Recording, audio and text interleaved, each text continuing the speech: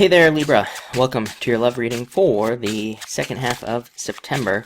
Let's see what's going on for you. At the end, I picked 3 tarot cards, and we are going to do a pick a card reading as well. So if you're wondering how this works, 1, 2, and 3. So there you go.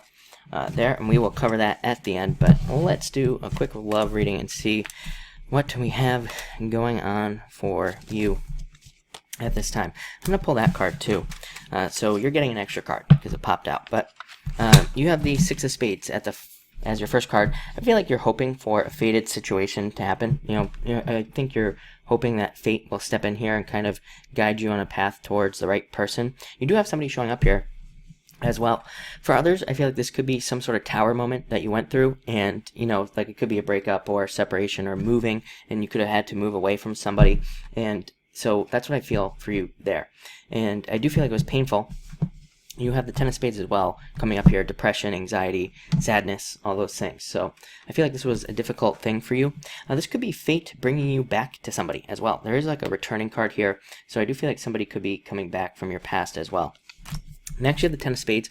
Again, some of you could be depressed or sad in a situation. I do feel like this will clear up very quickly. Actually, you have a lot of your last 3 cards here are basically clearing up. Things clearing up, you feeling better at this time. I feel for you, what do I feel on this card? I feel like for some of you this could represent long-distance relationships. A lot of that coming up now. I've talked about this a lot on the channel, that there's a lot of long-distance energy in the chart. But I also feel like this could be talking about movement as well. Again, I do feel like for some of you, it could be love that, moving is what brings love in for you at this time. So I do feel like that would be good for you as well. But I do feel like there is a need to kind of step out from this sadness here. And I think that it will bring in a Jack of Diamonds, somebody who is interested in you. It could be somebody younger. I don't always say that's true with this card, though. It could just be somebody new. Jack of Diamonds to me represents someone that is new, some sort of new admirer coming in for you. It could be through work, I'm getting, definitely off of this card. So it could be you meet somebody through work, or again, it could, there's a million different ways that could show up. It could be through a friend at work. It could be, through a work-based friend. It could be through some sort of other type of work situation as well. I feel that for some of you. For others, I think you're hoping for somebody stable. I feel like you want somebody like longer lasting. I feel like you want to end cycles where it's like just the same story over and over again. I literally am like hearing like the same story over and over again. So that's a message that's popping in. I feel like you want that to be over and done with. I feel like you're ready for something more, some sort of deeper commitment. I do feel like this would be a more stable person coming in. I do feel like you're looking at them not the right way though at first. I feel like you see them maybe as not being stable. They could also be somebody who's at the beginning of stability as well. So again, it could be somebody like, maybe it's somebody, I don't know why this is popping into my head, but maybe it's like somebody without a car or something like that. And you're like, why doesn't this person have a car? Maybe that would normally turn you off or something. But again, I feel like they're just at the beginning of a process and they're about to become very successful. So if success is something that is attractive to you, again, this card says don't let that like initial thing turn you off, because they're about to step into a lot of success or some other trait. Like I'm just getting that there's some trait this person has that's very attractive to you, but they're at like the beginning of gaining whatever that is. Next, you have the 5 of Diamonds. So I feel like this is your outcome, the start of something new. This could be birth for some of you. It could be a baby. But for others, this card says just do it. Like just step off on that new path. Start that new journey. I always say this is my just do it card. And yeah, that's pretty much all I'm getting off this card. So there you go.